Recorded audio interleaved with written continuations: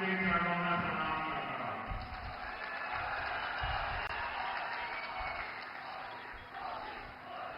साथियों, महाराष्ट्र का ये चुनाव केवल नई सरकार चुनने का चुनाव नहीं है। एक और संभाजी महाराज को मानने वाले देशभक्त हैं। दूसरी ओर औरंगजेब का अनुदान करने वाले लोग हैं।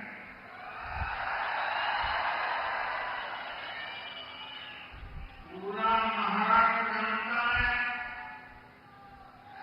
छत्रपति संभाजीनगर को उसका ये नाम देने की मांग बाला साहब ठाकरे ने उठाई थी।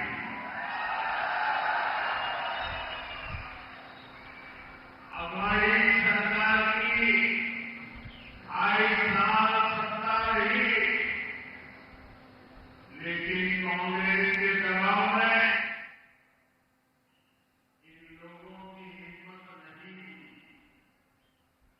जबकि महायुति सरकार ने आते ही इस शहर को छत्रपति संभाजीनगर का नाम दिया।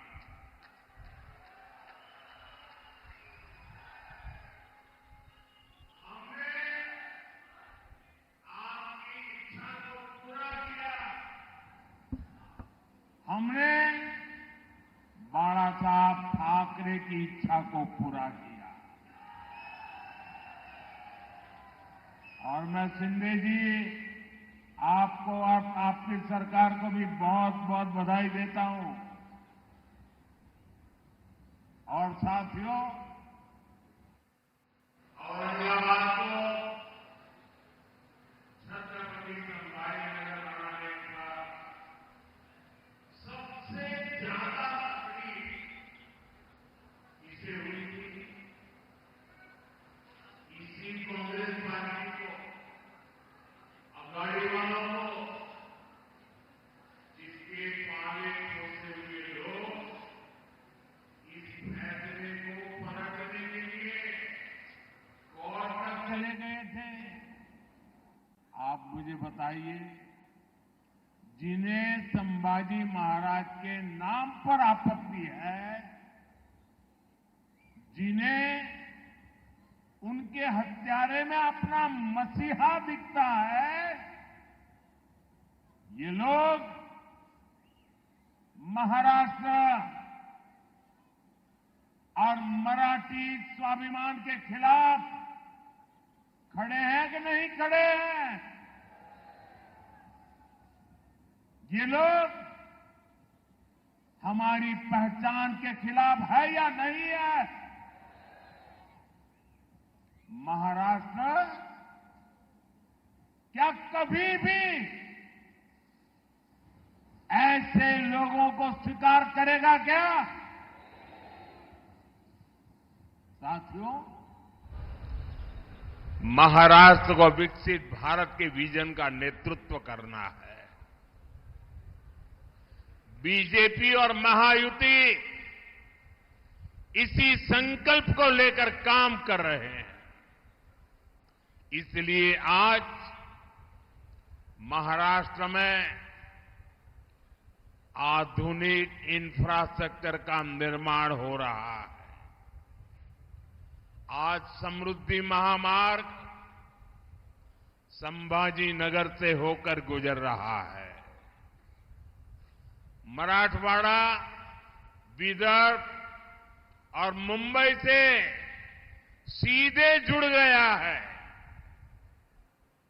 जळगांव, धुलिया, सोलापुर से हाईवे कनेक्टिविटी के प्रोजेक्ट पर भी तेजी से काम हो रहा है। इस पूरे क्षेत्र में रेलवे को आधुनिक बनाया जा रहा है। साथियों, महायुति सरकार बनने के बाद देश में सबसे ज्यादा निवेश, फॉरेन डायरेक्ट इन्वेस्टमेंट अगर कहीं हुआ है तो वो मेरे महाराष्ट्र में हुआ है। शिंदे जी, इसके लिए भी आपको और आपकी टीम को बधाई। और इसका एक बहुत बड़ा लाभ आप लोगों को हुआ है। अकेले इस क्षेत्र में अब तक 70,000 करोड़ रुपए से ज्यादा के निवेश के समझौते हो चुके हैं। 45,000 करोड़ रुपए के प्रोजेक्ट्स यहां आ चुके हैं। आने वाले समय में बहुत सारी बड़ी बड़ी कंपनियां हमारे यहां काम करेगी। इसके लिए यहां महाराष्ट्र का सबसे बड़ा इंडस्ट्रियल पार्क बनाया जा रहा है। और इस सब का नतीजा क्या है? ज्यादा निवेश, ज्यादा कंपनियां, यानी संभाजीनगर और मराठवाड़ा के युवाओं को ज्यादा से ज्यादा अवसर, ज्यादा से ज्यादा रोजगार। साथियों, महाराष्ट्र में विकास के इस महायज्ञ के साथ ही हमारी सरकार विरासत का अनुष्ठान भी कर रही है। भगवान विट्ठल के भक्तों की सुविधा के लिए हमने पालकी महामार्ग का निर्माण करवाया है। महाराष्ट्र और मराठवाड़ के लोग दशकों से मराठी को अभिजात भाषा का दर्जा देने की मांग कर रहे थे। मराठा गौरव से जुड़ा ये काम भी बीजेपी ने ही पूरा किया है। साथियों, अगाड़ी वालों ने महाराष्ट्र की परेशानियों को बढ़ाने के अलावा कोई काम नहीं किया है। मराठवाड़ा में लंबे समय से पानी का संकट रहा है, लेकिन कांग्रेस और अगाड़ी वाले हमेशा हाथ पर हाथ धरे बैठे रहे। हमारी सरकार में पहली बार सूखे के खिलाफ ठोस प्रयास शुरू हुए। महायुति की सरकार ने वैतरणा और उल्लास सब बेसिन से पानी मराठवाड़ा तक पहुंचाने का फैसला लिया है। जब देवेंद्र जी सीएम थे तो उन्होंने जलयुक्त शिवार योजना भी बनाई। जलयुक्त शिवार योजना से मराठवाड़ा में जल संकट सुधरना शुरू हुआ था। लेकिन भाइयों बहनों, बीच में 2.5 साल के लिए इन अगाड़ी वालों की सरकार आ गई थी। इन्होंने इस योजना को भी बंद कर दिया था। जब महायुति की सरकार आई तो ये काम दोबारा शुरू हुआ। छत्रपति संभाजीनगर में पानी की सप्लाई के लिए महायुति सरकार ने 1600 करोड़ रुपए से भी ज्यादा दिए थे। इस पर भी अगाड़ी वालों ने ब्रेक लगा दिया था। अब जब उसे दोबारा शुरू किया गया है तो इस योजना की लागत बहुत बढ़ गई है। इसके लिए अब केंद्र सरकार अलग से 700 करोड़ रुपए दे रही है। ये फर्क है महायुति और अघाड़ी वालों में। ये फर्क है बीजेपी और कांग्रेस में। आप मुझे बताइए, महाराष्ट्र में सरकार पानी और सूखे से मुक्ति दिलाने वाली होनी चाहिए या इन योजनाओं को ठप करने वाली होनी चाहिए? ये अघाड़ी वाले बूंद बूंद पानी के लिए आपको तरसाएंगे।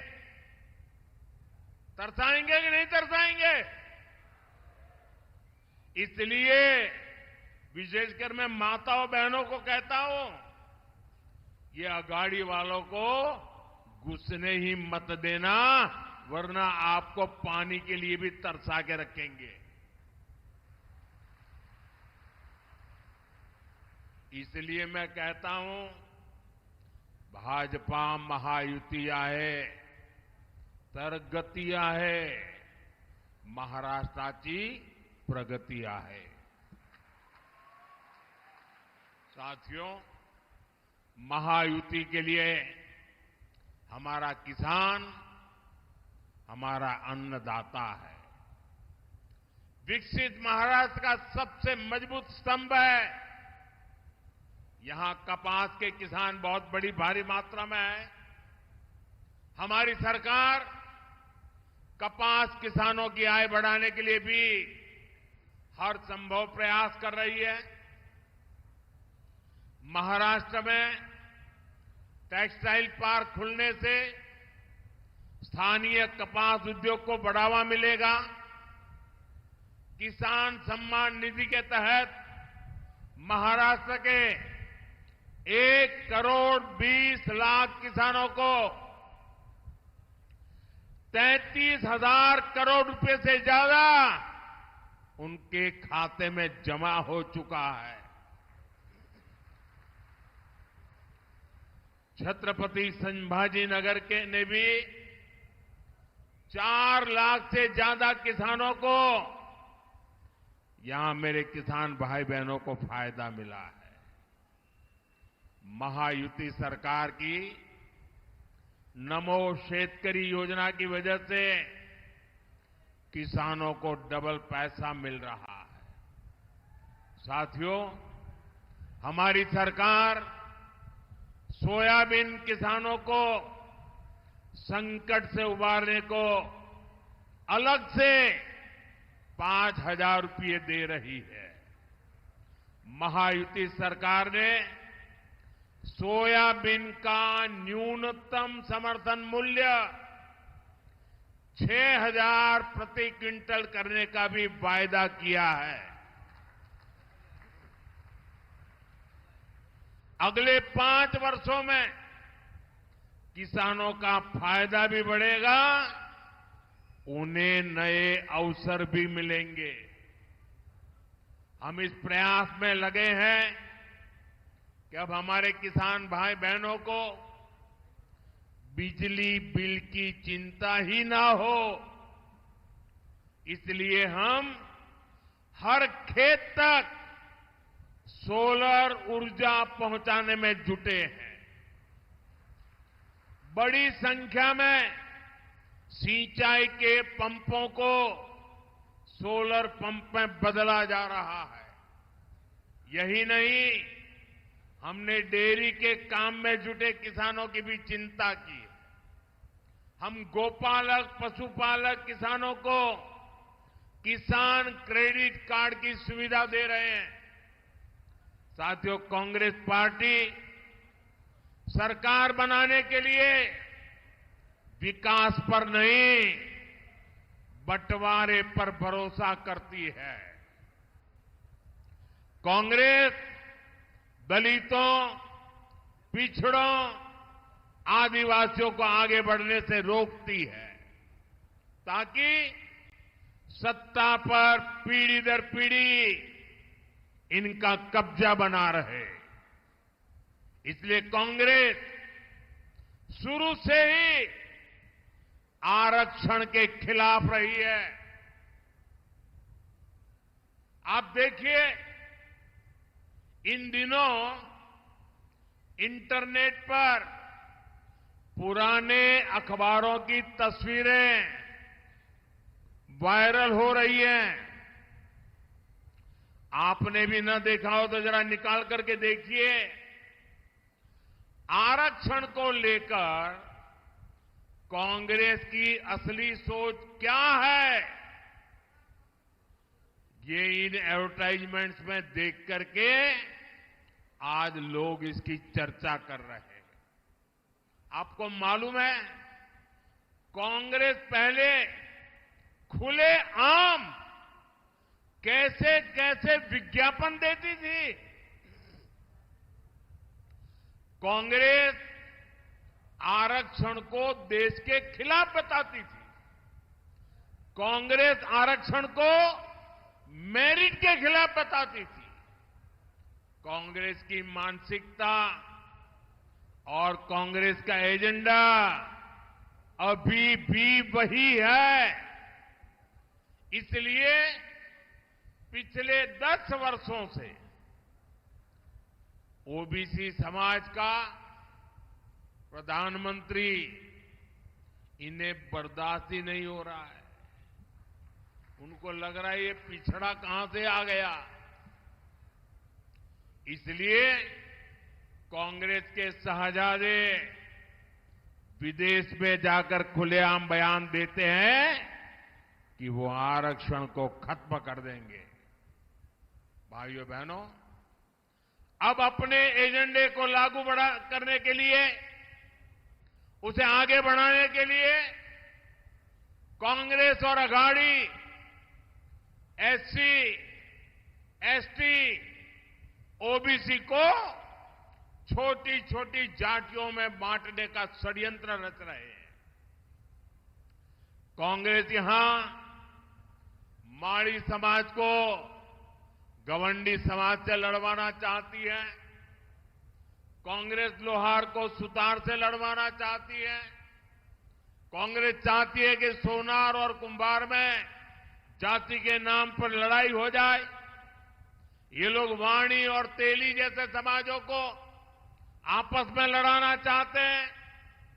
ये नावी धोबी को लड़वाने की फिराक में है। कांग्रेस सोच रही है कि ओबीसी जातियों में बटेगा तो उसकी ताकत कम हो जाएगी, और जब समाज की ताकत कम हो जाएगी तो कांग्रेस को बैठे बैठे ही फायदा मिल जाएगा।